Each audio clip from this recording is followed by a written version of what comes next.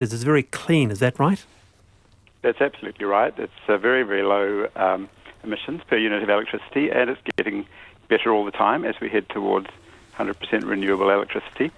We're really blessed with a very nice, balanced and clean electricity system. Now, one point of it was brought up by a person actually I met just this morning. I thought I'd throw it out to all of you and put it around the panel. He's in construction, large-scale developer in apartments, very large-scale developments. Now, this person said the future of transport is actually shared EVs, because you keep the cost of the apartment right down, because you don't have to build basements and you don't have to build car parks, which is a big part of the cost. A development will have 4 or 5 shared EVs. It's happening around the world. Robert, what do you think? Well, I think it's happening already. So Christchurch, Wellington and Auckland, there are these shared EV systems running. They're fairly new, so it may take a while for them to grow. But yeah, absolutely. So getting the average number of cars per household down, I think we're up around 2 to 3 cars per household at the moment. That has to decrease, so there are just fewer cars in total. And shared EVs would be one way to do that. I know we've got about 754 apartment units in the pipeline for development in Newmarket right now, and I know some of the newer developments, they're not selling car parks at all. Because of the infrastructure, transport, trains, buses, etc. But I think the cost of putting in a car park in an apartment block is about 60 to 70k per car park. So I think this is absolutely going to be the right thing to do. It'll be micro-mobility, it'll be EVs, everything, and shared, because it makes sense. How many people's cars sit at home or in a car park every day for 8 hours of the day doing nothing? It's a massive, massive expense. Professor Robert Mcculloch, thank you very much for your time.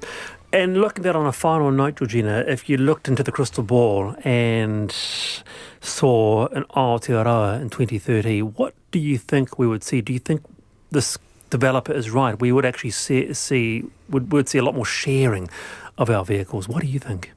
I definitely think we'll see a lot more sharing of vehicles, because more people will be living in apartments, and I love the idea of having shared electric cars. And I think, it was so sad when Wellington took the trolley buses off and the diesel buses came back. Talk about going backwards.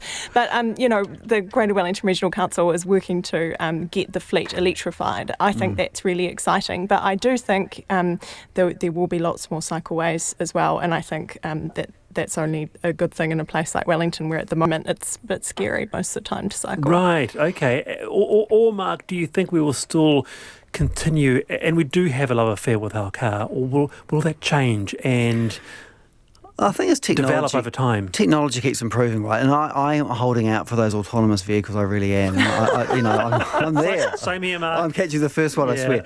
No, I think we're going to see a consistent change, especially in our major urban areas, with more shift towards electric vehicles and more use of public transport. It's becoming a way of life, and people will choose to buy property close to transport nodes. It's going to happen.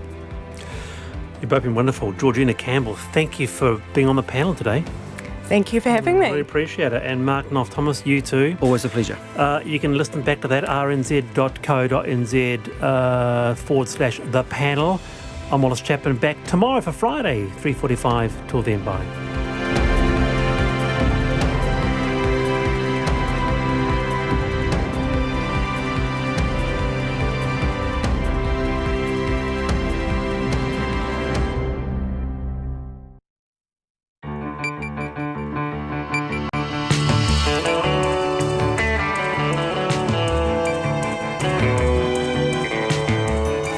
Whakarongo mai koe ki te reo irirangi o Aotearoa. This is Checkpoint on RNZ National. I'm Lisa Owen.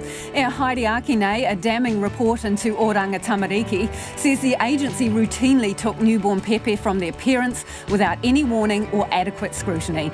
The Ombudsman and boss of OT join us live. Anger builds in Beirut as the death toll rises amid revelations yesterday's cataclysmic explosion was preventable. An ATM under attack, thieves target a Hamilton cash machine in an attempted heist, but instead spark a police emergency. A special COVID card is to be put to the test in Rotorua, and almost a decade on, a survivor from the Pike River mine explosion is reunited with the loader he says saved his life. And food, rent or a filling, that's a choice for many families. RNZ News at 5, kia ora ko Susana Leata tēnei. An ombudsman investigation into Oranga Tamariki has found the ministry has routinely been using a without notice court order to remove babies that should only be used in exceptional cases. That's just one of its findings into Oranga Tamariki's policies, procedures and practices when removing babies under interim custody orders. The Chief Ombudsman, Peter Boscher, says decisions were being made late, without expert advice or without whānau involvement. We found that often Oranga Tamariki was leaving a decision until the last minute and then applying without notice for a custody order because it had run out of options. It was getting too late for it to do its process properly. Oranga Tamariki has accepted the investigation's findings. Police are concerned explosives were used to try to rob a cash machine in Hamilton early this morning. 7 homemade pipe bombs were discovered next to an ATM at the Chartwell shopping centre just after 6:30, prompting an emergency operation. One of the bombs exploded about 2:30 and another partially went off. The remaining 5 pipe bombs were found live. Hamilton Area Commander Andrea Macbeth says using explosives is incredibly dangerous. If people are playing with explosive devices, the risk to yourself is incredibly concerning. We shouldn't be playing with explosives, but also the risk to the public is really significant, and it's important that as a community we're looking out for each other. Inspector Macbeth says police are looking for 2 suspects seen on CCTV. The loader being driven by Russell Smith when the Pike River mine exploded in 2010 is in surprisingly good condition. It was removed from the main entry tunnel on Tuesday as a team continues searching for the 29 men who died and clues to what caused the explosion. Mr Smith was found lying on the ground 15 metres away from the vehicle by Daniel Rockhouse. The two managed to find a supply of fresh air and stumbled out of the mine together. Mr Smith says it was an emotional moment to see his loader towed out. Well, it was good to see how good of a state their loader is. People think it looks rough. It is rusty, but it's in very good condition. The explosion, what I can see, is hardly affected it at all, which gives you hope that all the rest of the evidence up there, and I'm picking it will be in good condition. Pike River survivor Russell Smith. The Director-General of Health is urging women to keep getting smear tests amid an outcry over delays in a new DIY test. Doctors are angry that a rollout of a test which women can do themselves has been indefinitely delayed. It comes as cervical testing rates plummeted to as low as 50%, exacerbated by the lockdown. Ashley Bloomfield says the Ministry of Health does support the new test, but in the meantime it's crucial women get the current test on time. It has been incredibly successful in reducing deaths and morbidity from cervical cancer, and the only way it will continue to do so is if women keep getting a regular smear. The government will consider funding a system to support the new testing next year. The Health Minister, Chris Hipkins, says people's private information won't be stored as part of a trial of COVID cards in Rotorua. The cards electronically trace movements of potential coronavirus contacts. The Rotorua region will be used as a test case before the government makes any decision on rolling them out nationally. Mr Hipkins says information will only be accessed if a card user is a close contact of a confirmed COVID case and contact tracing is required. The COVID card won't store location data or track users. It simply blindly records the length and distance of the interaction with others who have cards who are up to 5 metres away. Health Minister Chris Hipkins, no new cases of the virus were reported today. It's coming up to 4 minutes past 5. The Warriors captain Roger Tuivasa-Sheck and his players are simply rolling with the punches as each week a new saga seems to engulf the side. This week's sudden departure of Blake Green to Newcastle prompted stand-in coach Todd Payton to express his disappointment that Green wasn't sticking around to the end of the season despite the NRL club confirming it wouldn't be offering him a contract next season. Payton's decision to rule himself out of contention for the head coaching job permanently has also caused further disruption. Tuivasa-Sheck says it was a surprise, but the side is coping well. Something we kind of got used to now, and it's something that the boys are just, on their toes about something happening, but things have happened for a reason, and we should respect some of the things that have, gone against us. But again, we're all just here just trying to rally together. The Warriors play Manly tomorrow night. All Black hooker Dane Coles returns to the Hurricane starting lineup for their final home game of Super Rugby Aotearoa against the Chiefs in Wellington on Saturday night. He missed the Canes' most recent win over the Crusaders in Christchurch with a back injury. The next America's Cup regatta in New Zealand could lose one of its challengers after the Stars and Stripes syndicate were told by the event's independent arbitration panel it must use a yacht built in the United States. That's the news. Inadequate care. I don't want all your excuses. Just say you're sorry and improve your game. Women bearing the brunt of COVID layoffs. We've got women in policy, we've got women researchers, we've got women in cabinet. There is no excuse for women to be left behind at this point in time. Calls to ditch a substandard cervical screening test. If they push the button, they'll get this in 18 months. But nobody in government has pushed the button, and it's a disgrace. Pushing buttons. Morning Report, weekdays from 6 on air and online. Now the short forecast from Met Service to midnight. Tomorrow, Northland to Taranaki, scattered showers, rain from evening, possible thunderstorms clearing for a time tomorrow morning, then showers and possible thunderstorms developing. Coromandel, Bay of Plenty and Taupo, occasional showers turning to rain for a time tomorrow morning with possible thunderstorms. Whanganui and Taihape to Wellington, also Rotorua district. Mainly fine, a few showers tonight in Horowhenua and Wellington, rain tomorrow morning, then showers. Gisborne to Wairarapa, except Rotorua district. Fine weather apart from a few showers tomorrow morning. For Marlborough, Nelson and Buller to Fiordland, periods of rain with heavy falls and possible thunderstorms in the west, spreading east from the evening. Canterbury, partly cloudy. A few spots of rain this evening and again tomorrow evening. Otago and Southland, cloudy, patchy light rain until the evening, rain spreading north from tomorrow afternoon. Chatham Islands, cloudy periods, isolated showers. RNZ National coming up to 7 minutes past 5. Thanks, Susanna, and welcome to Checkpoint. I'm Lisa Owen. Oranga Tamariki has been routinely taking newborn Pepe from their parents without any warning, using court orders obtained without whānau having a say, according to a critical report from the Chief Ombudsman. The report, He Taki Kohu Ki Huki, a matter of urgency, found in most cases the ministry knew about the mother's pregnancy months in advance, and there was time to involve the parents and whānau in decisions about what was best for the baby. Instead, decisions were made late, without expert advice or independent scrutiny, and in most cases, a without notice application was made to the court for custody. So-called Section 78 applications for interim custody are supposed to be reserved for the most serious and urgent cases, where there are no other options. The files of 74 babies aged up to 30 days old from a 2-year period ending in June 2019 were reviewed for the report. 75% of them were physically removed from their parents. In a moment, Oranga Tamariki's CEO Gráinne Moss, but first, the Chief Ombudsman, Judge Peter Bosher, joins me now. Good evening, Judge. How would you characterise the practice of taking babies from their parents? Lisa, good evening to you. First of all, this should only occur as an absolute last resort.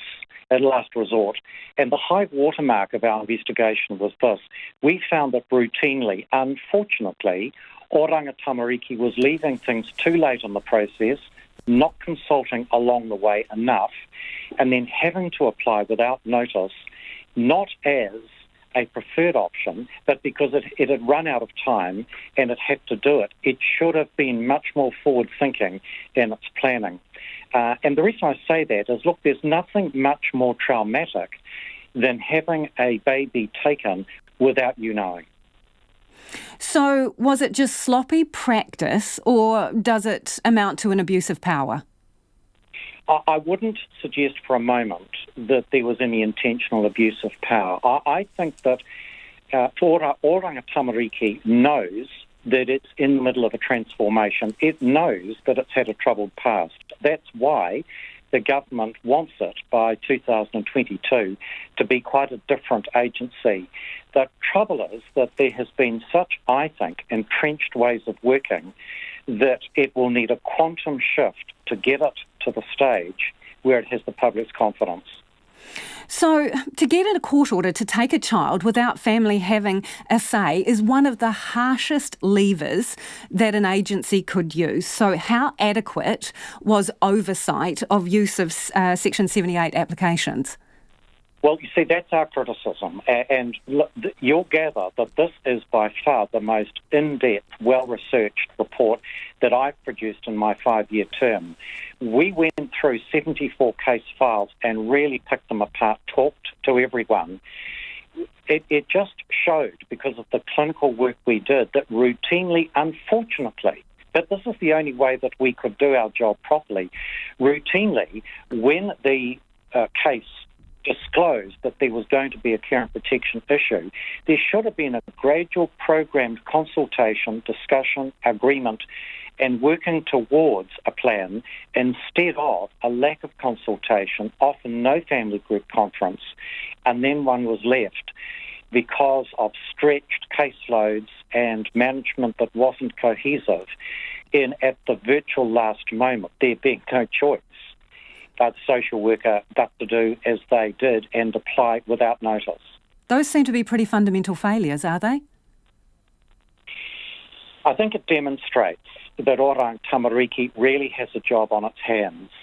The whole concept, and I'm pleased that you are interviewing Rania Moss because I believe she is genuinely committed to change, but the gravity of the task facing the Chief Executive to lead this organisation into change is immense. I respect and admire the will to do so, but I do not understate the fact that these problems have existed for such a long time that many, particularly Māori, and probably now the disability community, who are not well served by the present process either, by the way, will have some scepticism as to whether Oranga Tamariki is up to the task. So there's a big job ahead, Lisa.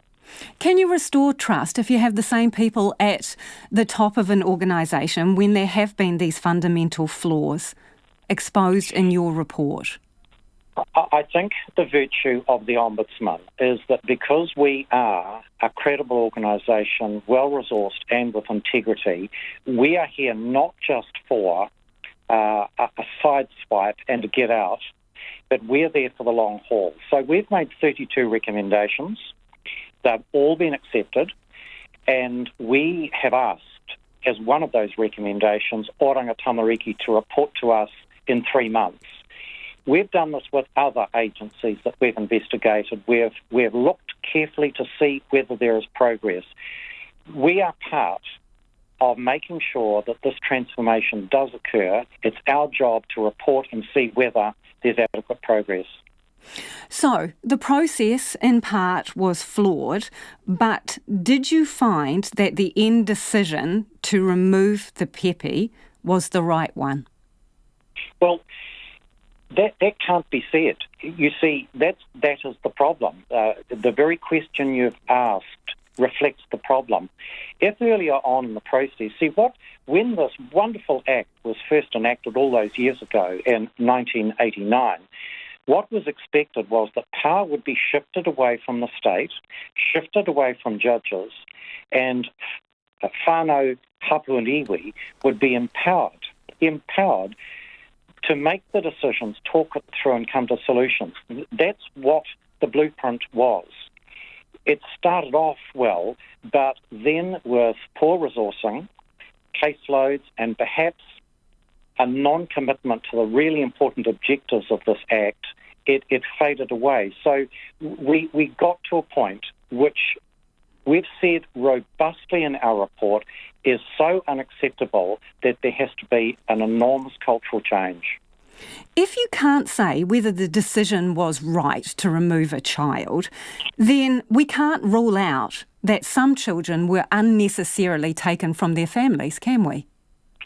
Well, one thing that Oranga Tamariki will want to do as part of good case practice is look at all of the cases that we've looked at. It will want to see whether the way in which it went about its task and applied for a Section 78 order needs now to be revisited. That's the task of Oranga Tamariki. We feel that the process could well have been handled much more attuned to what this Act envisaged. So, Judge, sorry to interrupt, but I just want to be clear on this. So you were suggesting that any responsible organisation would now review all their decision-making in relation to the cases that you reviewed to make sure, if indeed they did make the right choice. Yes, I am. Yes, I am. I'm saying that it's far too harsh of the 74 cases we looked at for all to have resulted in Section 78 applications to the court. And of those cases, in 56, the babies were actually removed. I would want, Lisa, and I believe Oranga Tamariki will want to do this, it will want to look at its own practice to see whether it went wrong, and if it did, what it might do to rectify any wrongs. So what are the long-term consequences for the families involved in these failings then? You talked to a number of people. What did they tell you about, well, the trauma is one of the words used in the report they experienced? I want this experience, this report, this investigation to lay a platform for those in the future. What I'm most interested in answering your questions is for all of the people of New Zealand, but particularly those who have children who may need to come into care or be looked after, to have a system that they have confidence in that will act not capriciously, but will act with principle and according to the Act. That's what I most want. It's laying a platform for the future which the country can trust.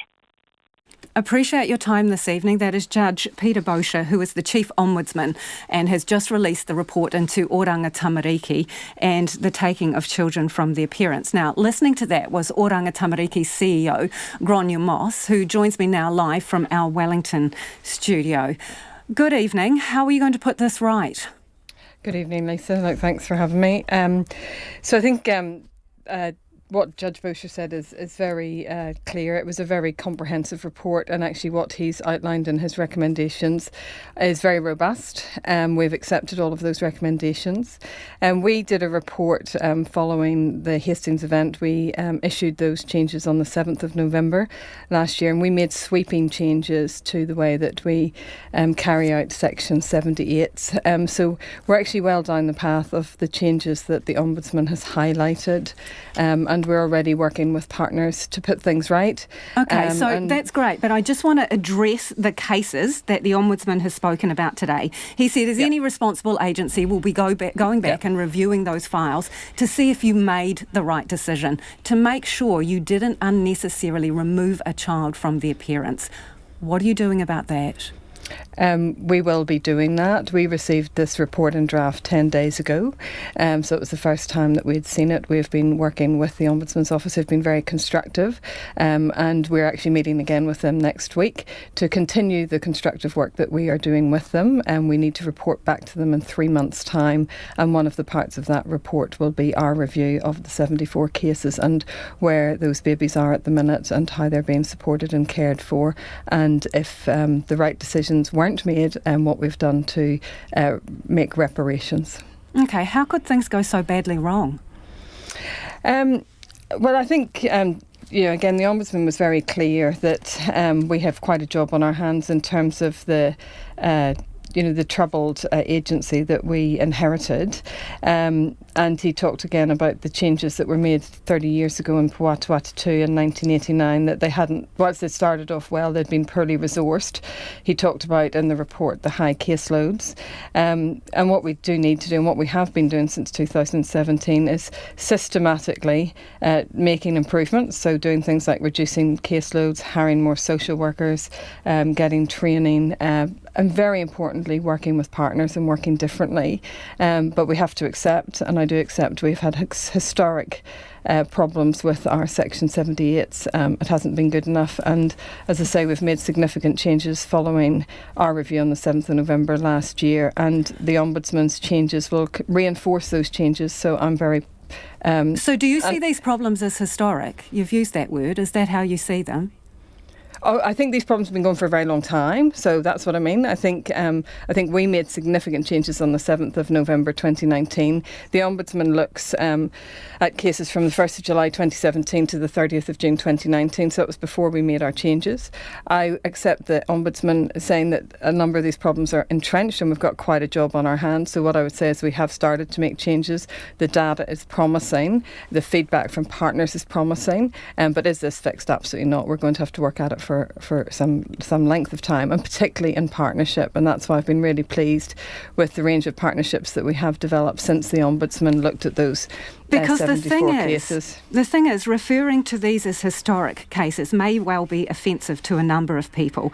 These are lifetime decisions that have been made about families. There is a legacy to that, and erosion of trust is one of the ones that the Ombudsman has discussed there. I mean, what responsibility do you take for the trauma and the stress that these families, some of these families, may have unnecessarily been placed under?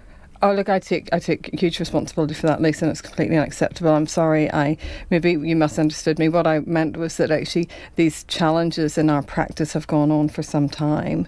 I think we hear the pain, the mai of people who have been in the situation where they have lost their children.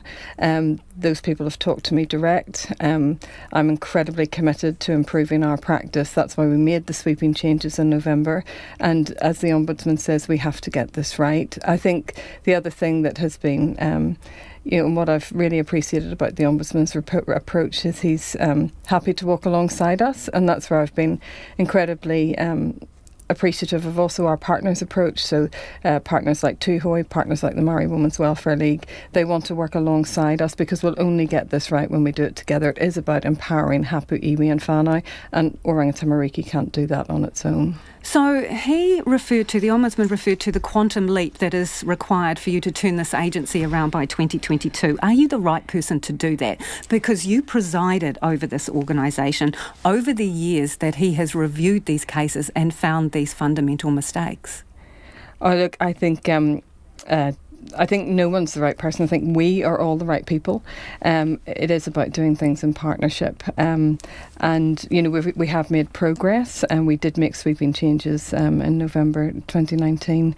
And as I say, some of those changes we're seeing very, very positive signs from. Do you understand how that will be a poor consolation for some families involved with you during the time that has been reviewed? And I'm just wondering how you can rebuild trust in an organisation who has done these things that have been highlighted. I mean, and I can go through the list of failures. You left things too late. Your own inaction led to poor handling of cases. Half of the cases had no family group conference. You were breaching disability rights. There was a lack of appropriate guidance around Section 78, described in the report as a serious failing, given your far-reaching coercive powers. Have you, as the leader of this organisation, gone past the point of return in terms of leading it into the future? No, I don't think so. I think we've been very open. We have made significant changes. I mean, the Ombudsman himself said we worked with him very constructively. We need to make those changes. We've already started to make them. Of the 4,000 babies that came to our attention over the period of the Ombudsman's work, 300 of them came into care. There are times that we do get it right. We need to get it right more often. But back to your point, Lisa, that you very eloquently put, there's absolutely no consolation for these families, and what we need to do is do the work on the cases and see what reparations we can make. The other thing that we need to do... What reparations would you think were appropriate? When you say reparations, what do you mean? Well, apologies, support, if their babies aren't with them, what can we do to get their babies returned to them? And you know what, in terms of how do we restore trust, we restore trust by every day making those steps forward to reunite babies, to support mums and dads. And look, just the other day I had a mum ring me direct, and she had lost 4 children to care before, but we've worked with her now and she's got her 5th baby with her, and we are working with her to see if the other children can be returned. That is great for her. What do you say to those parents who were among these cases where the Ombudsman has identified significant flaws in the way you have handled things? Right now, talk to them. I want to say how deeply, deeply sorry we are. and that we will do everything to make sure that no other whānau go through what you went through. Do you anticipate that some children will be returned to their families as a result of you reviewing these case files? Look, we are actively always working to return children to their families. So we have quite a large population of children that are in care that we are looking to actively return them to their families. I'm talking specifically about these cases. And have you started going through the files? You say you got the report 10 days ago? Yeah, so we have started to go through the files, and as I say, we will be reporting that to the Ombudsman, and I'm really happy to come back and share what the findings of our work is, Lisa. Are you going to resign? Oh no, not at all, not at all. I mean, as Peter Bosher said, he's here for the long haul, and so am I. Appreciate your time this evening. That is the CEO of Oranga Tamariki, Gráinne Moss, who is joining us live from our Wellington studio. It is 25 minutes past 5. You're with Checkpoint on RNZ National. Keen for your feedback on that issue. It is a complicated one. You can text us on 2101, tweet us at Checkpoint RNZ, or email checkpoint@rnz.co.nz. To Beirut now, where anger is building after officials admitted yesterday's catastrophic port explosion could have been prevented. As the capital continues to smoulder, an email trail has described the more than 2,000 tonnes of ammonium nitrate as a floating bomb, with an inspection 6 months ago of the warehouse indicating it had the potential to blow up the city if it wasn't removed. And as Bridget Burke reports, with the numbers of dead, injured and missing continuing to rise, an investigation is now underway into years of inaction and negligence. Her dream day torn apart by the biggest explosion ever to hit the Lebanese capital. Radiant in a long white gown and veil, yesterday Isra Sablani was smiling and posing for wedding photos in the city square when the most powerful explosion ever to strike the Lebanese capital forced her to run for her life. The scene was shattered by a deafening roar as a powerful shockwave, similar to the force of a nuclear explosion, nearly blew her off her feet, raining down debris and glass. Today, she returned to utter devastation to collect her belongings from the hotel where she was supposed to stay after her wedding reception. What you see now, the smile and everything, it wasn't there totally yesterday. I was shocked. I was wondering what happened. Am I going to die? How I'm going to die? Yesterday's explosion wreaked havoc across Beirut, a city already scarred by years of civil war, bombing and assassinations. It sent a mushroom cloud into the sky and could be heard as far away as Cyprus. At least 135 people have been killed and more than 5,000 others injured. Not only are hospitals overwhelmed, but 3 were put out of action by the explosion itself. Swathes of the city are damaged, even ruined, and tens of thousands of people have no home fit to live in. On the streets today, grief and disbelief mixed with anger. I don't think we have many options. What can we do? Even if they investigate, what's done is done. Many people died, hundreds have died, and even people who didn't die, we feel dead inside, you know? There's nothing to say. Initial investigations are pointing toward years of inaction and negligence as the cause. Highly explosive materials were stored at the port for 6 years without safety measures, according to President Mcculloch, who toured the site. 2,750 tonnes of ammonium nitrate used in fertilisers and bombs. An inspection 6 months ago found it could, quote, blow up all Beirut if not removed, according to a port employee. A fire started at a warehouse, but it's not clear yet how, although there are suggestions it may have been a welder working on a door.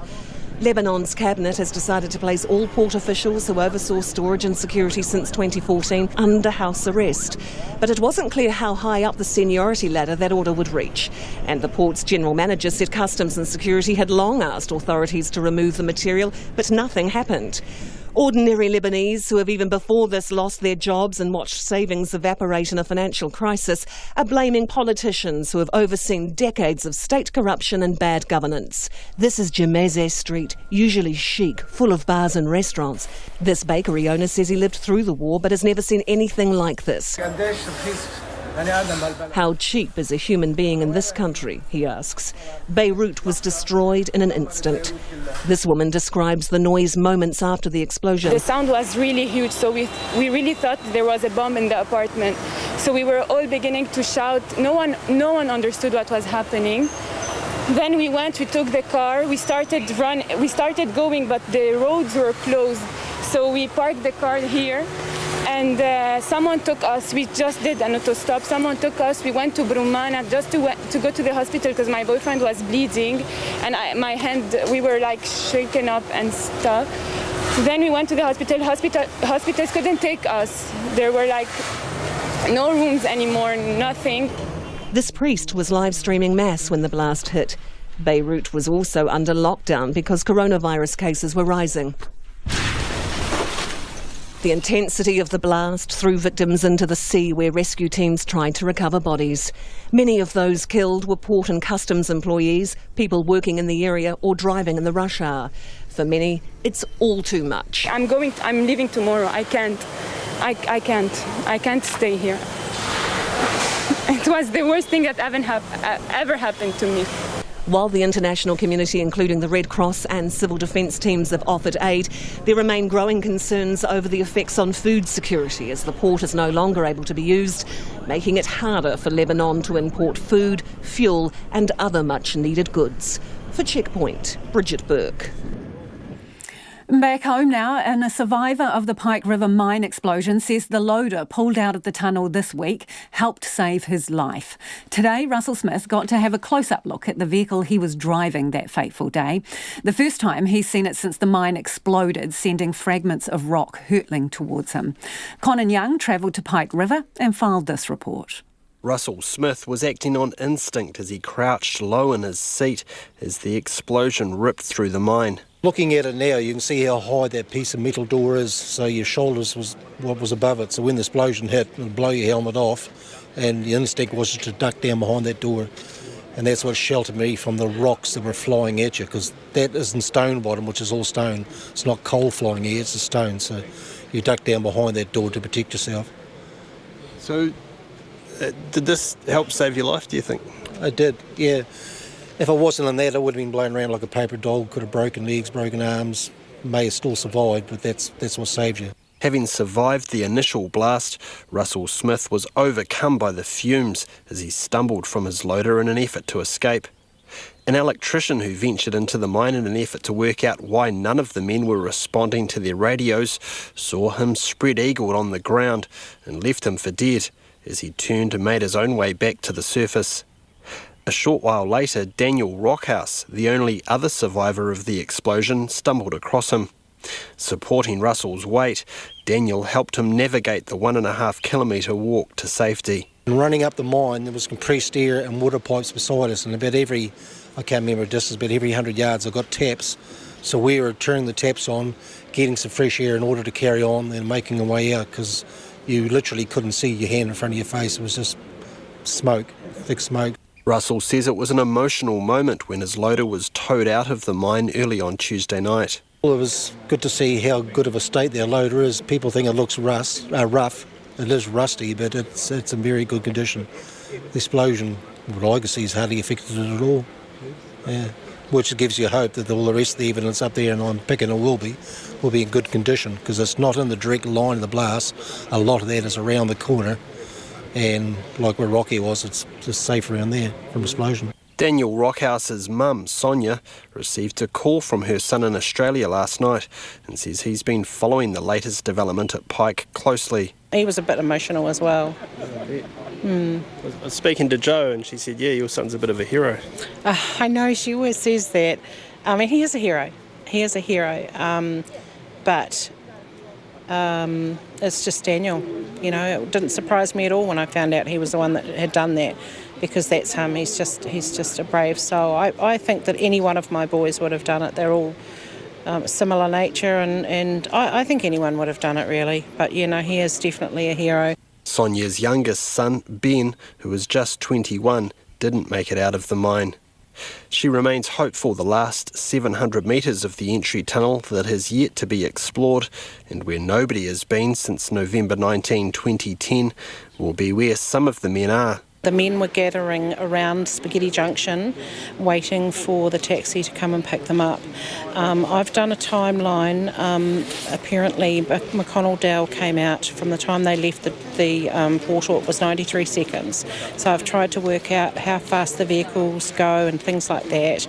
And I've worked out that the troopy driver would have had enough time to go up, turn around, and the guys to get into the troopy and then be on their way out, if all things were equal, if everything went according to plan.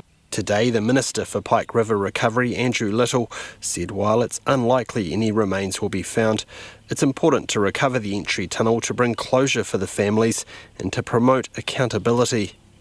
The mines rescue team, responsible for the painstaking task of making the entry tunnel safe and gathering any forensic evidence for the police, is hoping to be at the junction where important electrical equipment is housed by the end of the month. It's here they believe they stand the best chance of finding crucial evidence about why the mine exploded. At Pike River for Checkpoint, ko Conan Young tēnei. And if you were listening to that piece on radio, we'll put it up on our Facebook page and you can see the remarkable video of that loader surfacing from the mine after a decade.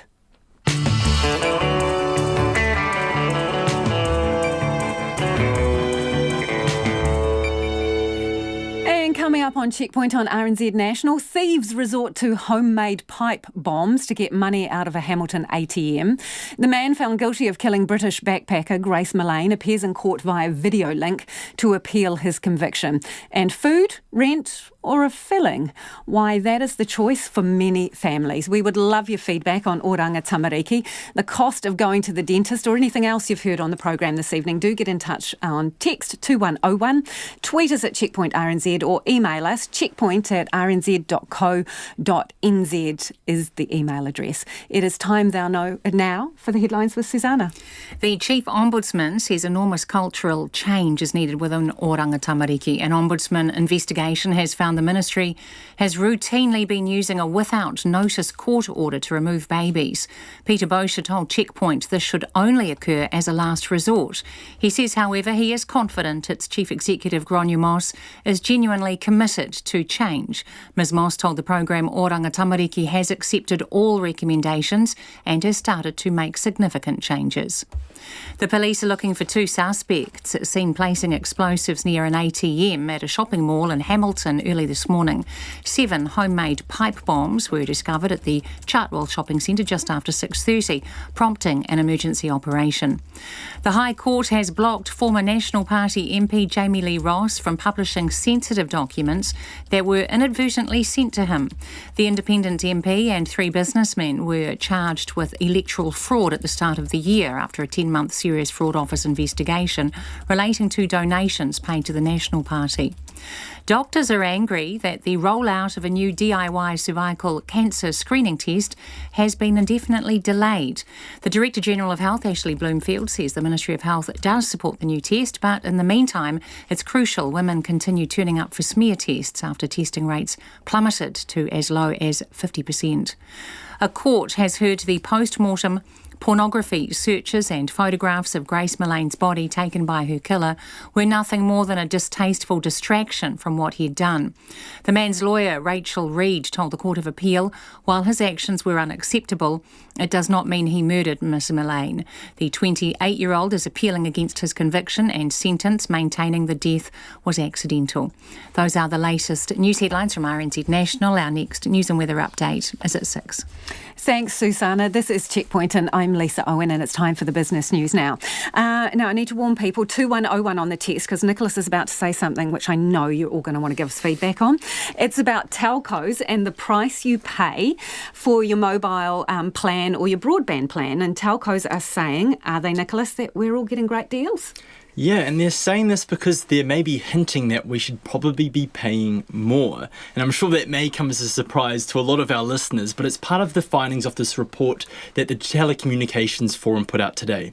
So that's the body that represents the telcos. It's their industry organisation. They've put out this report today. It's the first one in 3 years, and it's sort of a stock take of the industry, where it's at. And while a good chunk of it focuses on the fact that while we were in lockdown, we spent a lot of time online and broadband was great, it kept us all connected, there was a line about the prices consumers are paying. And it says New Zealanders have benefited from a significant fall in costs despite our appetite for data increasing year on year. And this comes while other utilities such as power, gas bills, even the council rates that we're paying have increased. And here's the kicker. The telcos say that the current economics of the industry means it will struggle to keep investing at the rates needed to improve infrastructure and meet future demands. What? Are they warning us that we're going to have to pay more if we want more data and better access? Yes, but the thing is New Zealanders are using a lot of data. I think about 5 years ago, the average the connection, people were using about 32 gigs per month. Now we're at 208. So that's a huge jump. I think it's by 45. Oh, well, actually, no, I'm not going to do the math on here. But someone can do the math. Yeah, for they us can and text it and tell us. But that's a huge amount, right? And so they're saying that the infrastructure network constantly needs to be upgraded to service this demand because it's only going to increase. More people are spending time at home. More people are working from home. We're streaming more. There's a variety of reasons. But the TCF, that's the Telecommunications Forum, they also held a webinar this morning, and it featured some of the big dogs in the industry. You had the CEO of Vodafone, the CEO of Spark, CEO of Chorus, and a senior executive from 2 Degrees. And I actually put this question to them. I asked, well, if these costs are going to increase, what should actually happen? And the CEO of Vodafone, he made some interesting comments. He says during lockdown, the industry solidified its position as an essential service, and going forward, the industry should be looking to get more value for the services it provides. He says the current economics is out of whack, and consumer expectations need to be reset if they're going to fund the necessary development going forward. And he uses this example. He says people were happy to go into a Vodafone store and spend $2,000 on an iPhone, but then they complain about the $20 a month they might have to spend on a plan. And then Matthew Bolland, he is a senior executive with 2 Degrees, and he says telcos were adding exponential value to businesses. He says their services keeps businesses running and growing for the cost of about $40 a month.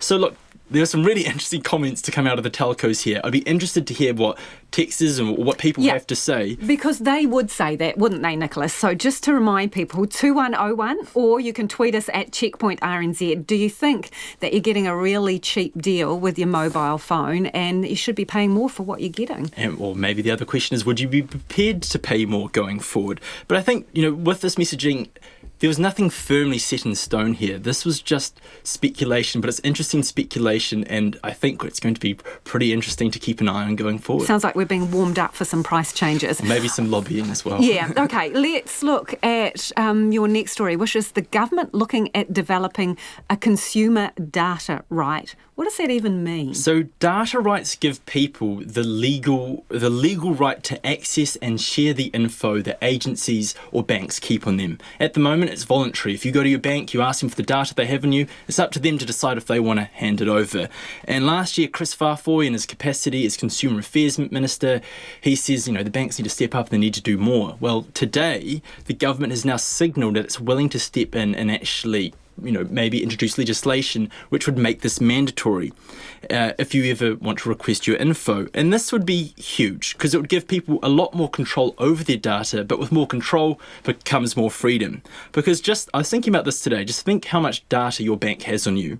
They can see how much you spend. They can see what you spend your money on. They can see at what time of the month you're spending your money. Maybe you're spending a lot of money on the weekend. And what are they using that for as well? I'm curious about that. How are they using it? Yeah, how are they using it? And there's also, they can see when you get paid. So they have a very accurate picture of you and I as financial entities. And if there was a data right, you could access that info and use it at your own discretion. You might wonder, well, what do you want to use that for? Well, I think an example a pretty straightforward example is that there is a lot of online tools from fintech companies that give you financial advice. You know, the days of going to see a financial advisor are over. But it's really hard if you wanted to use these tools. It's quite hard if you don't actually have all that data in data form. Well, a data right would allow you to extract that data from your bank, take it to one of these online tools, and then they could give you, for probably what is going to be quite a competitive price, a pretty sound picture of maybe the ways that you can begin to manage your money. So you've just got to think about this. It's creating a lot more options for people, and there's various ways you might want to use your data. It could be an insurance policy or something like that. But of course, with anything like this, handing over your data to a third party sounds pretty scary, right? So the discussion document that the government released today acknowledges that if this were to go ahead, there would have to be some more work to really look at privacy policy and really shore up that people's data is shared if people are going to be not shared, people's data is going to be locked up and kept tight if they are going to be sharing it around more. Yeah, okay. Well, you said they've released that today, so I'm imagining it's online. If people want to fill their boots, they can have a read. What has been going on the markets today too? NZX Top 50 is relatively unchanged, is up by 7 points to 11,764. The New Zealand dollar is steady at 66.4 US cents, down a touch to 92.2 Australian, and down to 50.6 British pence. And would you guess, gold is up again by 0.25% to $2,044 an ounce. Thanks, Nicholas. That's Nicholas Poynton with our gold report and all the other business news that you need to know. It is 5:45. I'm Lisa Owen, and you're with Checkpoint on RNZ National. Questions of consent have been raised once again in the Grace Millane case as it returned to court today. Ms Millane was on a worldwide OE when she was strangled on the eve of her 22nd birthday by a man she met on Tinder who buried her in the Waitakere Ranges. Her 28-year-old killer was found guilty of murder after trial last year. Our court reporter Annika Smith filed this story, and just a note to listeners that her report contains details that won't be appropriate for younger listeners. Today, the man found guilty of murdering British backpacker Grace Millane appealed his conviction and life sentence in the Court of Appeal.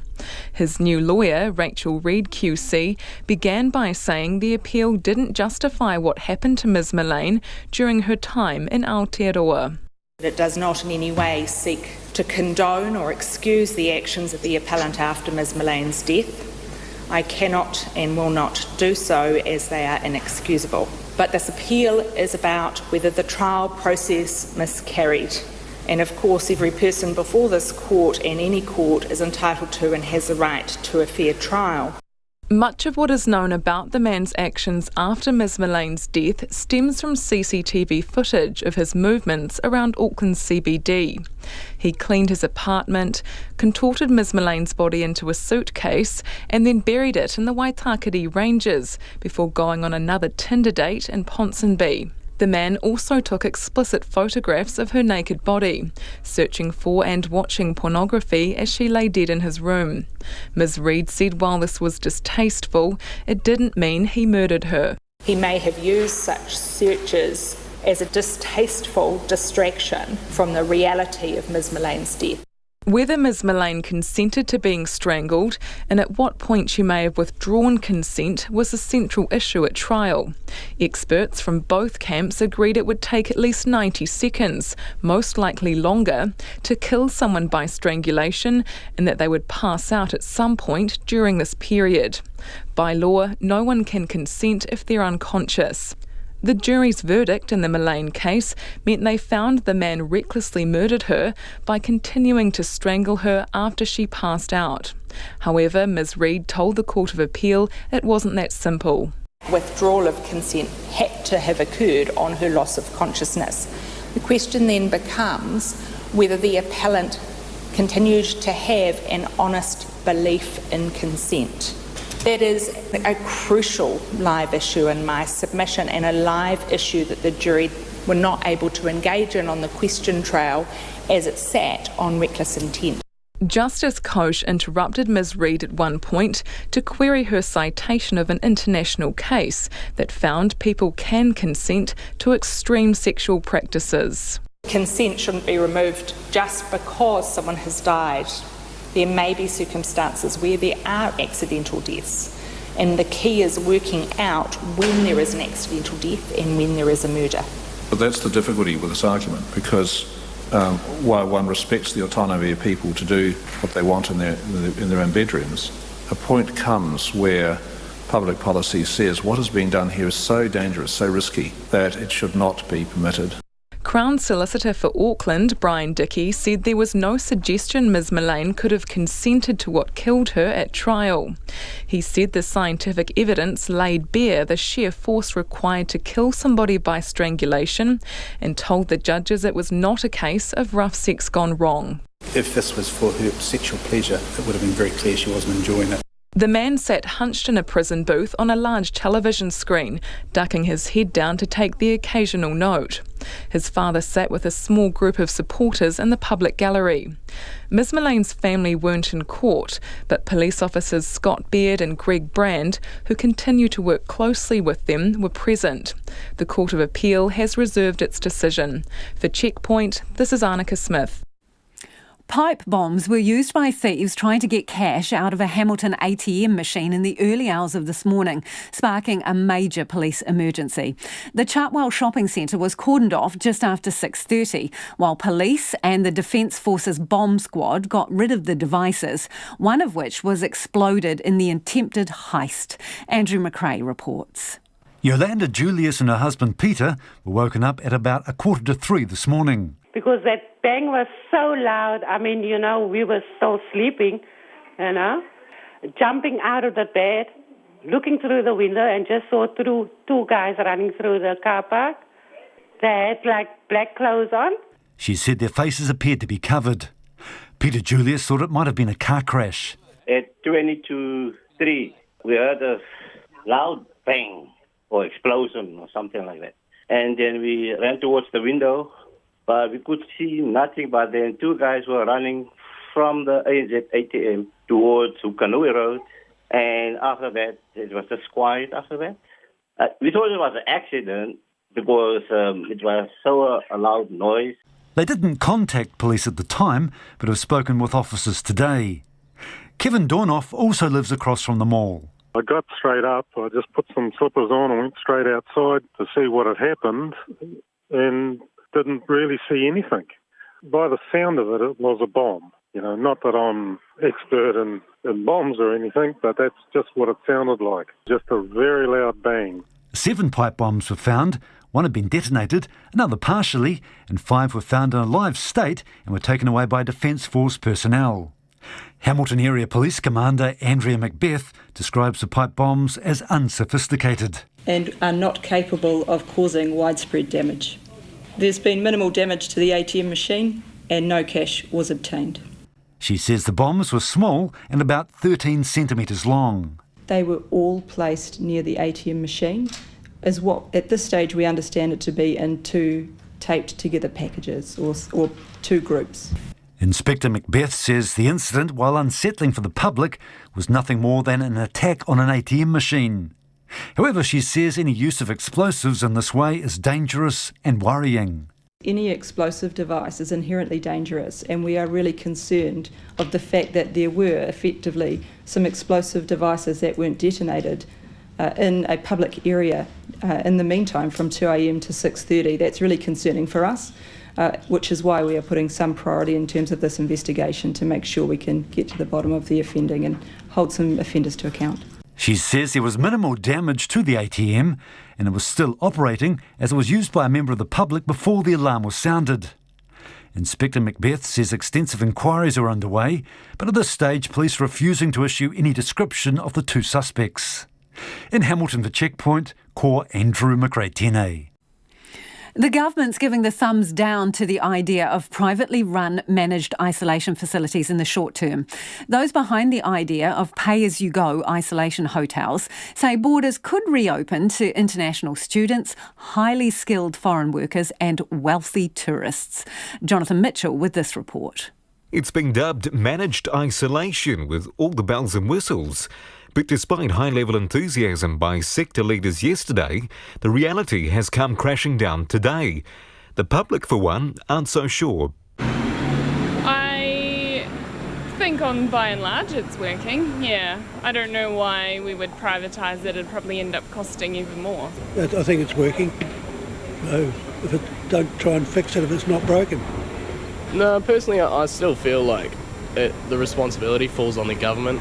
And I know that they've still had their mistakes, but I feel like that they should be accountable for what's coming in and out of the country. They should monitor it most. I trust the government more than I trust the private sector. Infectious diseases specialist Susie Wiles is sceptical too. We don't want to be like Victoria. She says the military-controlled facilities are the way to go. They've shown us what it takes. It's about process, it's about adhering to those rules, and I am concerned that we don't have any good evidence that the private sector alone could do that.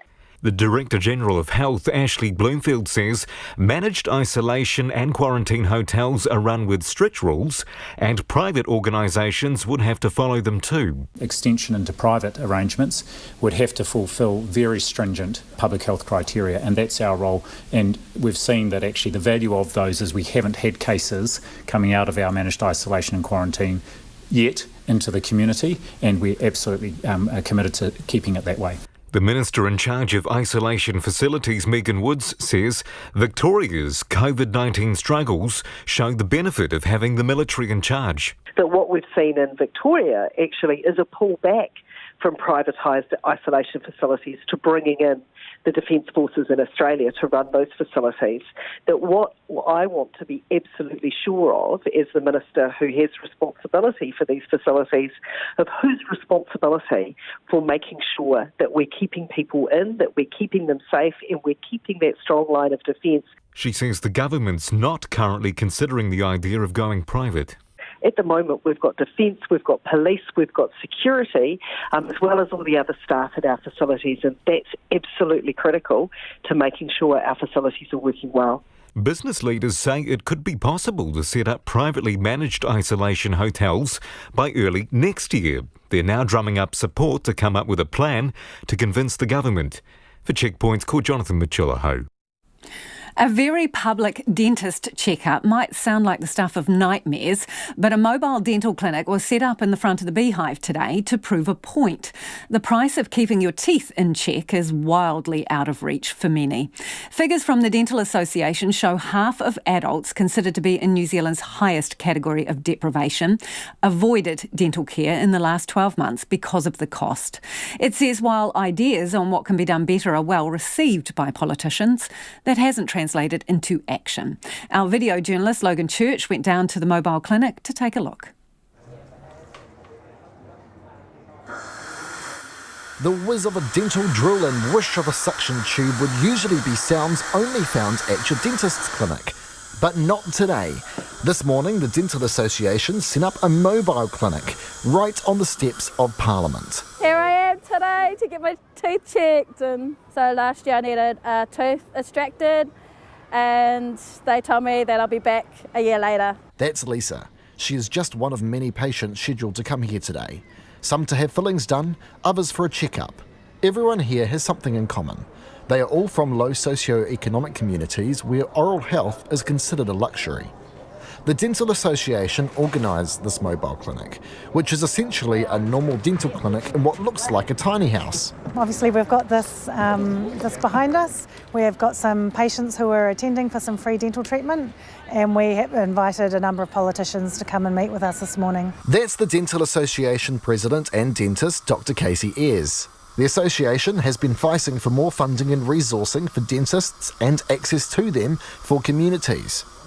Almost 2 years ago, a lengthy report looking into adult dental care and oral health issues was sent to then Minister of Health David Clark.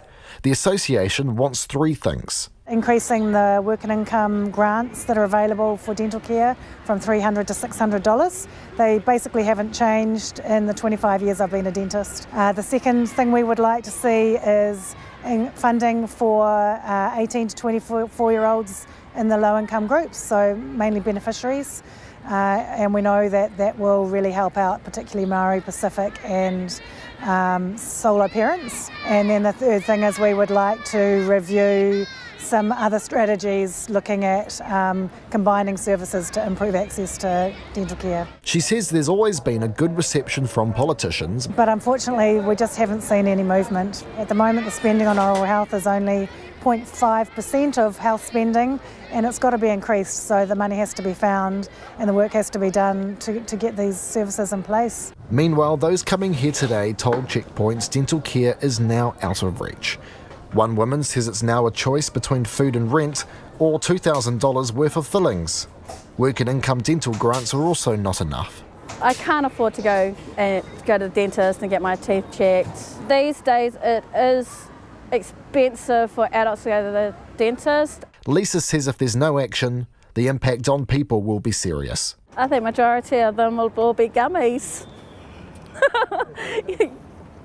to be honest. For Checkpoint, Logan Church.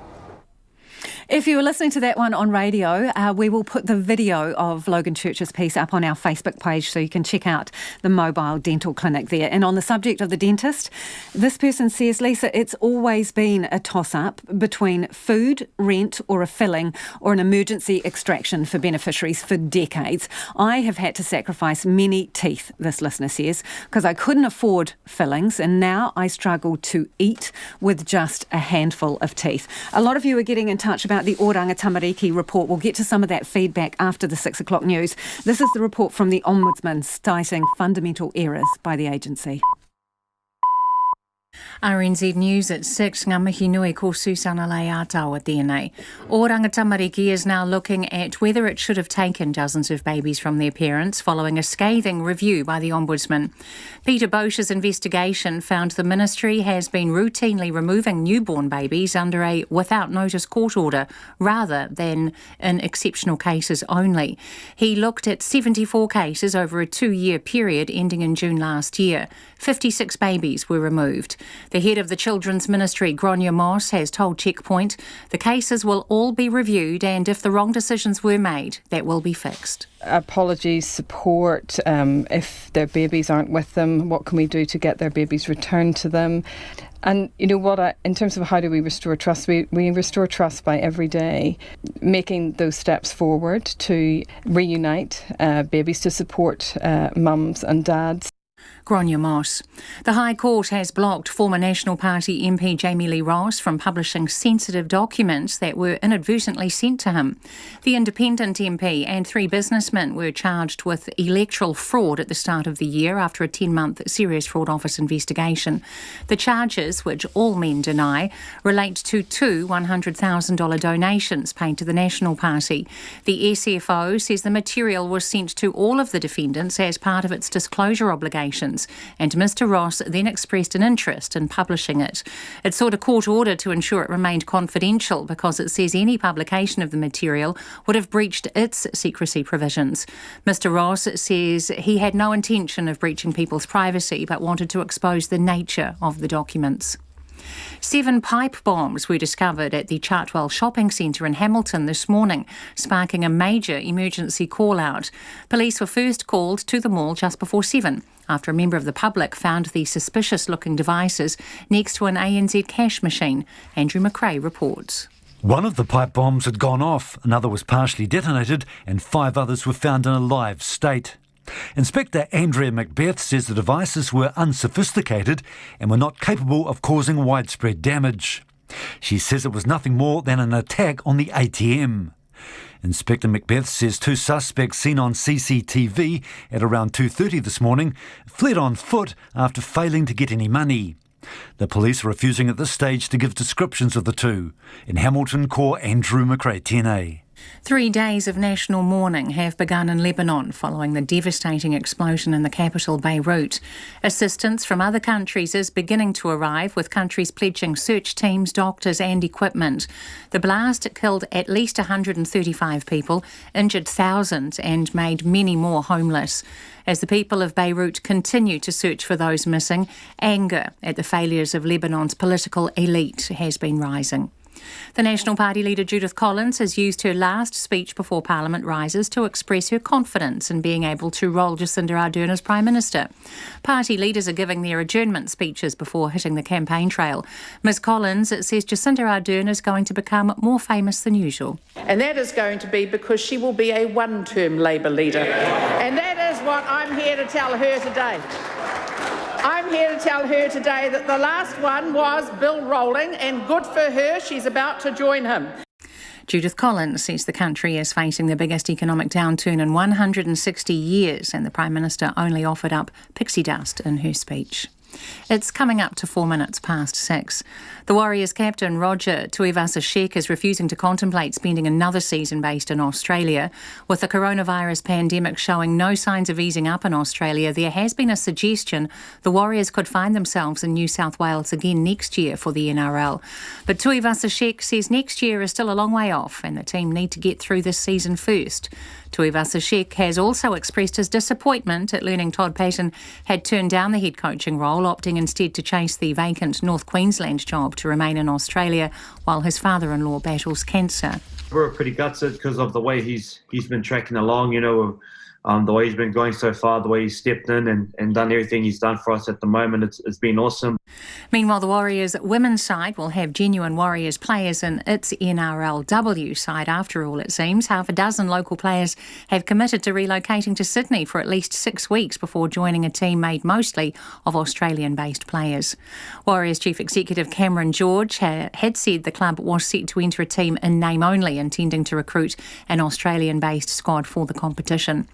The All Blacks loose forward Luke Jacobson is a surprise inclusion in the Chiefs' starting lineup for their final Super Rugby Aotearoa match of the season. The two-test international has been named at blindside flanker for Saturday night's game against the Hurricanes in Wellington. Having recovered from a fractured hand he suffered in the loss to the Blues in Hamilton in round 2. That's the news. Take the pulse of the day's news every weeknight at 10. I was actually I'm at my home, not far from where I am now. I'm right now standing in front of the port where the experience took place. Live with local, national and international stories as they happen. And we're concerned that the supermarkets can get away with less than reputable discounting tactics. Up to date if you're up late. Lately with Karen Hay every weeknight from 10 on RNZ National. Now the short forecast from Met Service to midnight tomorrow. Northland to Taranaki. Scattered showers, rain from evening with possible thunderstorms, clearing for a time tomorrow morning, then showers and possible thunderstorms developing. Coromandel, Bay of Plenty and Taupo. Occasional showers, turning to rain for a time tomorrow morning with possible thunderstorms. Whanganui and Taihape to Wellington, also Rotorua district. Mainly fine. A few showers tonight in Horowhenua and Wellington. Rain tomorrow morning, then showers. Gisborne to Wairarapa, except Rotorua district. Fine apart from a few showers tomorrow morning. For Marlborough, Nelson and Bulla to Fiordland, periods of rain with heavy falls and possible thunderstorms in the west, spreading east from the evening. Canterbury, partly cloudy, a few spots of rain tonight and again tomorrow night. Otago and Southland, cloudy, patchy light rain until the evening, rain spreading north from tomorrow afternoon. And Chatham Islands, cloudy periods and isolated showers. RNZ National, coming up to 7 minutes past 6. Thanks, Susanna. Kia ora anō. This is Checkpoint and I'm Lisa Owen. Doctors say the coroner's findings into the death of Dunedin toddler Hinehana Mosi'i demonstrate the need for change. A coroner says the 2-year-old was let down by a system which allowed for her to only be assessed by an inexperienced junior doctor under inadequate supervision, despite the concerns of her parents. Our Otago Southland reporter Timothy Brown has more. Hinehana Mosi'i was taken to Dunedin Hospital's emergency department about 9 o'clock at night on September the 28th, 2013. It was the second time the 2-year-old had been in the hospital in the past 2 days. Despite the concerns of a nurse who first assessed her as Category 2, meaning she needed to be seen within 10 minutes, and her arrival flagged with the paediatric registrar, she was sent home in an hour without a senior doctor looking at her. She died only 15 hours later due to sepsis brought on by undiagnosed acute myeloid leukemia. The junior doctor who assessed the toddler had completed his 2 rotations in specialist paediatric departments during medical school, but otherwise had no expertise in treating children and was inexperienced.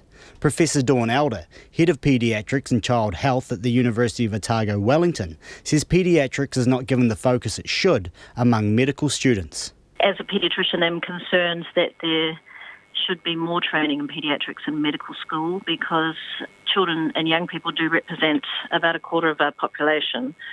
So I think the teaching about children and young people and their health needs is underrepresented in the medical curriculum currently. Coroner Bridget Winley found the opportunity to give Hinehana potentially life-saving treatment was missed as a result of the inexperience of the junior doctor and the poor oversight of his superior. Professor Elder says the majority of education in medicine focuses on treating adults, but children, who have a wide age range, require specialised knowledge. Concerningly, she says the trend is moving away from paediatric teaching time. The changes that are happening currently and forecast in the next few years are actually to decrease the paediatric teaching that my department will be doing. We currently have 10 weeks in the 5th year of the course and 4 weeks in 6th year.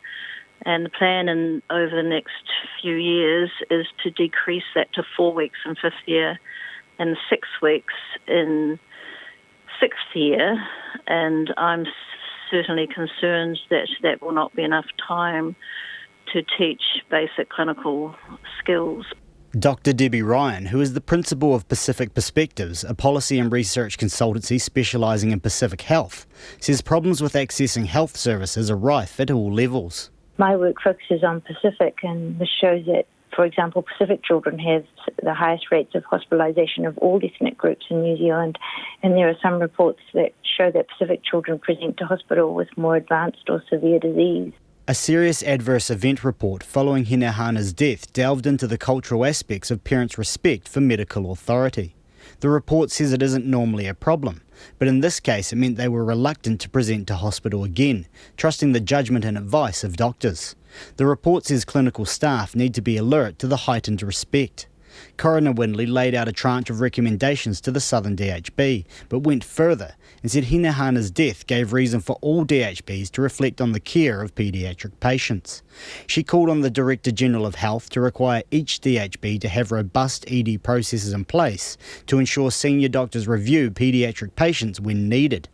During the inquest, the Southern DHB's Chief Medical Officer, Dr. Nigel Miller, told the coroner he was close to certain a child in Hinehana's condition would not be discharged now. But for her mother, Tracy Elvins, that doesn't go far enough. Almost certain isn't good enough. A child in the same position needs to be kept overnight and seen by a senior medical professional, not through a window at a glance. Yes, she's happy. You don't know the child. The parents know the child, and just listen to the parents. Tracy Alvin says the coroner's recommendations give her confidence there will be changes, and her daughter's death may be a catalyst for saving others' lives. In Dunedin, for Checkpoint, Timothy Brown. A special COVID card designed to help with contact tracing will be trialled on a small group of people in Rotorua. The government says the card, developed in conjunction with Otago University and initially tested with the Nelson Marlborough DHB, has some merit and worked under, quote, controlled conditions. New advice on mask wearing was also unveiled today. The Health Minister would like you to put one on should we move to level 2 again at any point. And Chris Hipkins joins me now. Minister, I want to get to the masks shortly, but let's start with the card first. And in simple terms that even I can understand, how does it work? Well, the COVID card is it's either a card or a dongle or something that you wear on your person. So most likely you wear it around your neck. And when you come into contact with other people who are wearing one, each of your cards will record that you've been in contact with that person. So it's a good way of collecting data about who you've been into contact with without necessarily tracking all of your movements. And it means that if you need to contact trace who you've been into contact with, if everyone else that you've been into contact with has been wearing one, then actually you've got quite a good record there. So we're trialling it. We're going to look at, how well it works and, what the potential is for us to use it if we need to in the future. Okay, so here's the thing. As you've described that to us right now, you really need the card to be widely used to be effective, because if I'm just wearing the dongle, nobody else in my office is, then you get a patchy read on my contacts, don't you? Yeah, so that's one of the things that they'll have the opportunity to explore through the trial. You know, how do people respond to it? Do they wear it all of the time? Do they find that it's actually a bit of a nuisance to wear and therefore they stop wearing it? You know, those are the sorts of things that they can work their way through during the trial period. But even if the trial period works out, in order for it to be useful on a larger scale, won't you need a significant number of people to take it up?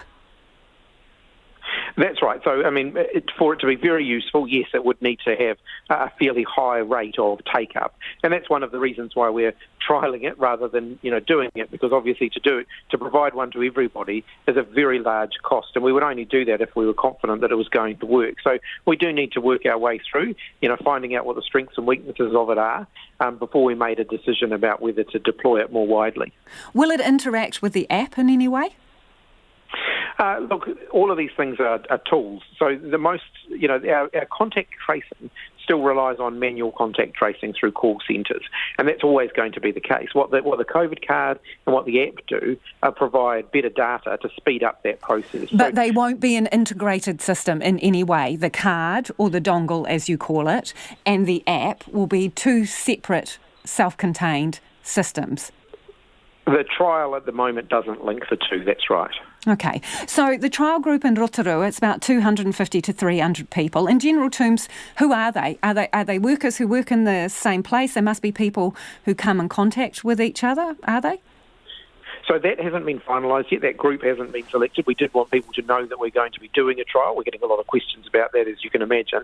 And also we want people to know that when they see people out there, potentially wearing them, that they'll know what's going on. But there are still a few final details that are being worked through. Okay, so what's the cost of the trial? Overall, the trial's about $1 million. That includes the development that sits behind that. The cost, if we decided to go ahead with it, would be a magnitude many, many times more than that. So that's the reason why the trial is very, very important. So what are the hooks with this? Because in your press statement, it said it works under controlled conditions. So what do you mean by that? Well, the key thing about a trial is that you try all sorts of different things. So if people are being, if it's a conscious exercise, then people are more likely to be using it well, in controlled environment. On the other hand, what we've got to test and what we're trialling through this field trial is what happens if you give people the card and it's over a period of time. You can see how human behaviour might change over time as well. So you mean you give them free choice? Free choice makes the difference in how this works? To some extent, yes, that's right. Okay. Let's move on to masks. So you gave some new advice today about wearing masks. Should we escalate to level 2 again? You would like us to have masks ready and waiting and to wear them when we're around others, like travelling on buses. So why are you giving that advice now, and why would you suggest we do it at level 2? Because at that level, there is no community transmission, according to the published levels as they stand. So at level 2, there's obviously a higher level of risk than there is at level 1. At level 1, we've no community transmission. In fact, there's no evidence of COVID-19 being out in the community. The only evidence we've got of COVID-19 at the moment is in our managed isolation facilities. On the other hand, when we get to level 2, there would be evidence of COVID-19 in the community, though it would be small numbers of cases, and therefore enhanced precautionary measures would help us to keep it that way. So help us to stop there being any further widespread spread of it. We want to do everything we can to avoid having to go to level 3 or level 4. The thing is, National has raised some concerns about this, saying it doesn't add up. You would have seen the press statement. Why announce this now, they say, when there are a few cases? What do these guys know that they are not telling us? So is it scaremongering on your part? No, look, there's no great conspiracy theory here. I think all political leaders who are being responsible, I know we're in the midst of an election campaign, or a campaign's just kicking off, but I would hope that all political leaders could at least unite behind the fact that we all need to be prepared for future events. And we don't know what they may be. That's the nature of something like a virus. You don't quite know what's going to happen next. And so you have to be prepared. And I think, the responsible thing for all political leaders to do really is to encourage New Zealanders to be vigilant and to be ready. On the flip side of that, it is an election campaign. So is it beneficial for Labour's election campaign for voters to be reminded that we're in the middle of a crisis? I don't think they need us to remind them. I think anybody who turns on the TV news at night... But is it part of your election campaign strategy? No, it's actually part of our responsibility as a government. We have to govern right up to election day, and we have to continue to respond to COVID-19. COVID-19, is rampant around the rest of the world, and so we cannot take 6 weeks off from our efforts there and say, right, we're on the campaign trail, we'll worry about this again after the election. We have to remain vigilant, and we've got to remain doing our jobs around this right up to election day. The return of community transmission is inevitable in New Zealand, according to the Director-General of Health. Is he wrong?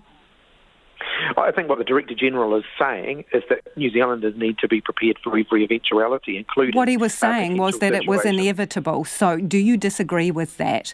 And are you questioning his professional judgment there?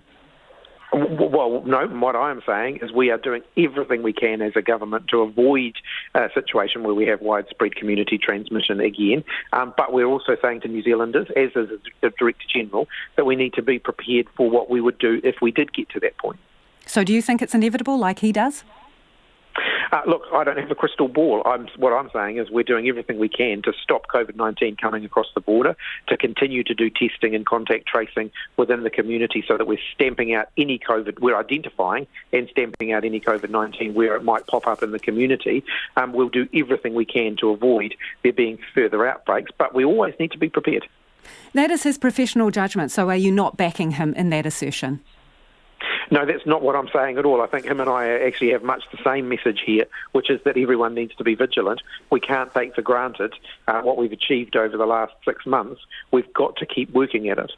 Appreciate your time this evening. That is the Health Minister, Chris Hipkins.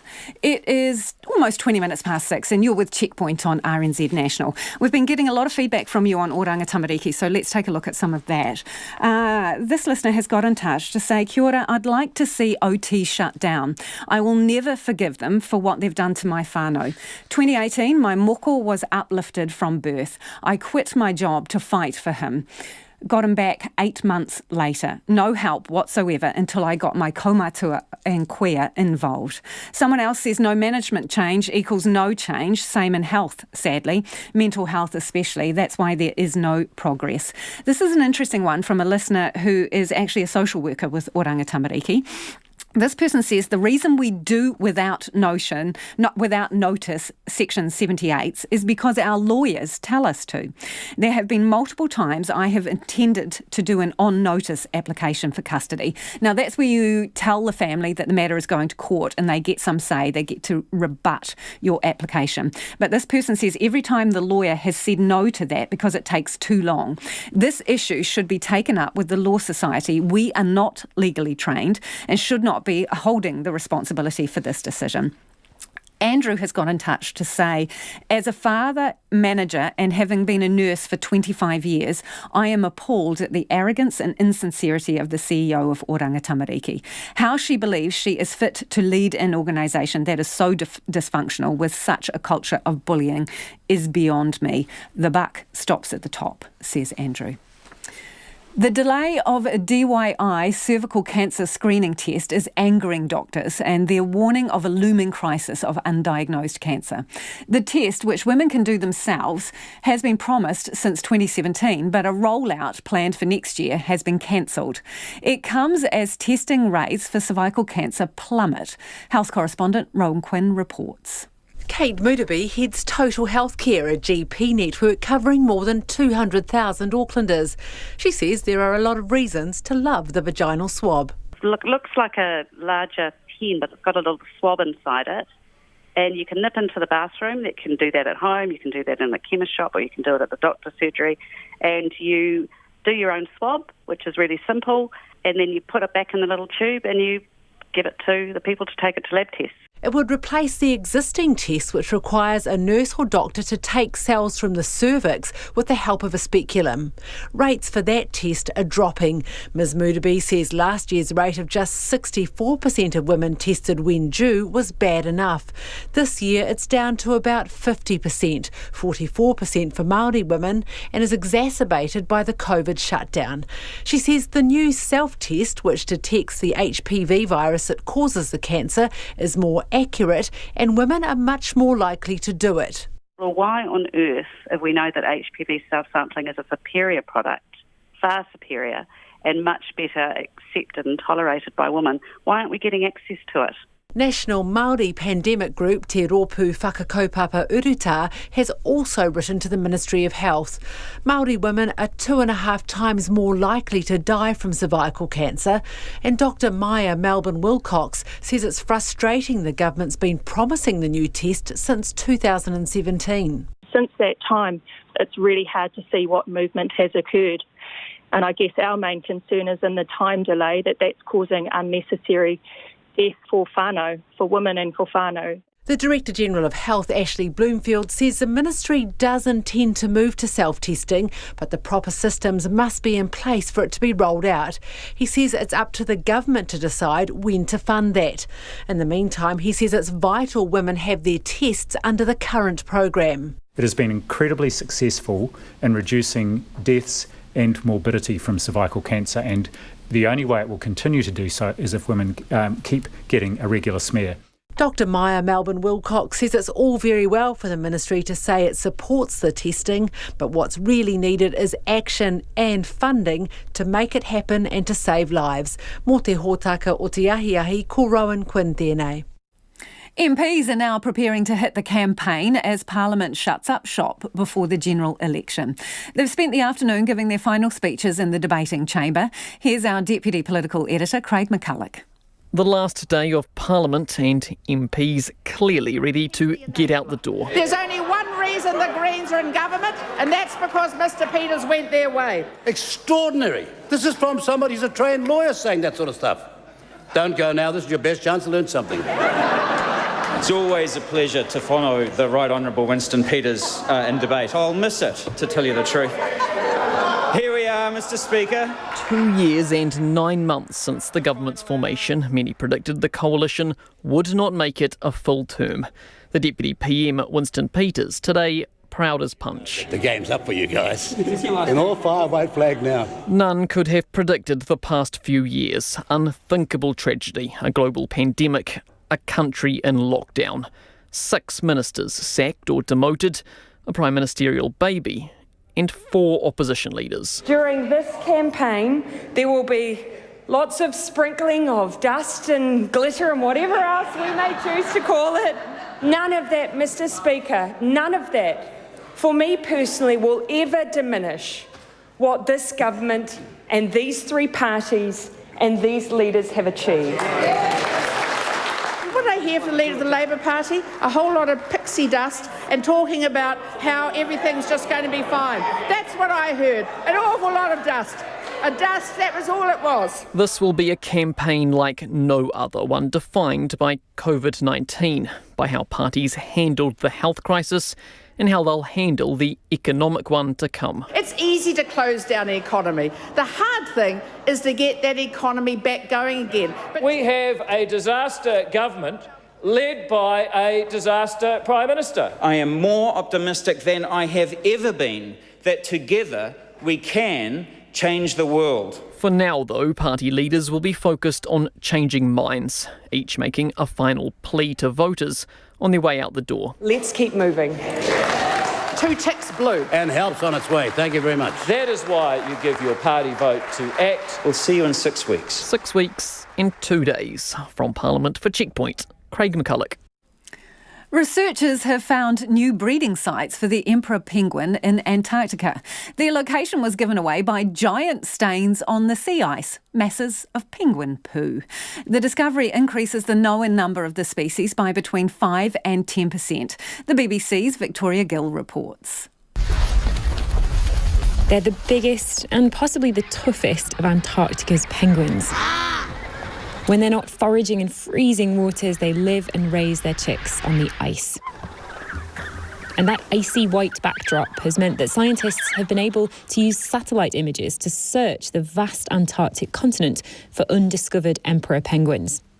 We've found about 25 to 55,000 new penguins located in 11 emperor penguin colonies. It's great to have more emperor penguins because this is a species which is really quite vulnerable to climate change, and we expect over the coming decades that the numbers will reduced dramatically. Emperor penguins' whole life cycle is centred on the sea ice. So the scientists say this good news about their population size comes with a note of caution. All of the new colonies are in vulnerable areas, places where the best climate models project that the ice will diminish in the coming decades. One forecast suggests that the global population of emperors could crash by half by the end of this century. Reducing carbon emissions to limit the global temperature rise, researchers say, is the only way to protect the frozen habitat that these birds depend on. And that was Victoria Gill reporting. Your final feedback now, this one on Oranga Tamariki. This listener says the only way to ensure that the behaviour of Oranga Tamariki doesn't happen again is to restaff from the top down. Only the name changed from SIFs, not any attitudes. On the subject of telcos, we're talking about it with Nicholas Poynton in the Business News, the suggestion that maybe we're getting cheap deals on our mobile and data. Not so, you say. This pretty much sums up your views. Would be happy to pay more if the speed and coverage was better than below par. Donna in Tito says, what about us customers that only use 15 gig but get charged for a minimum of 60 gig a month? Another person says they live 15 minutes from a large town, population 10,000 on State Highway, but Vodafone considers me a rural customer for unlimited data, slowed down after 40 gig. They charge me $200 a month versus $60 a year ago for 40 gigs. They say, yep, we are using a lot of data, but websites suck us dry. We have no control. Another person says it's an essential service. This is from Benedict. What about the government providing subsidised internet access for all, starting with those in social housing, elderly and the vulnerable? Thank you so much for all your feedback this evening. Sorry we couldn't get to it all. Don't forget you can check out our video packages online, and we will see you again tomorrow.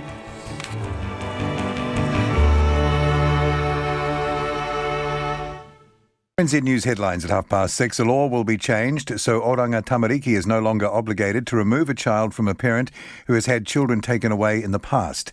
The High Court has blocked former National Party MP Jamie Lee Ross from publishing sensitive documents that were inadvertently sent to him by the Serious Fraud Office.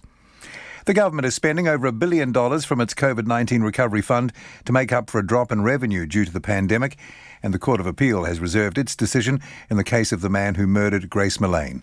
Those are the headlines. Our next news is at 7. Tonight on Nights, we've got a window on the word of Dominique Kren, who's overcome abandonment as a 6-month-old, sexual harassment and breast cancer to become a leading chef. Fergus Barrowman has some fresh jazz. Andrew Learmouth is on the line from Scotland. And in this week's Materials Fact or Fiction, Kit Chapman focuses on Wildfire, a major plot device of Game of Thrones.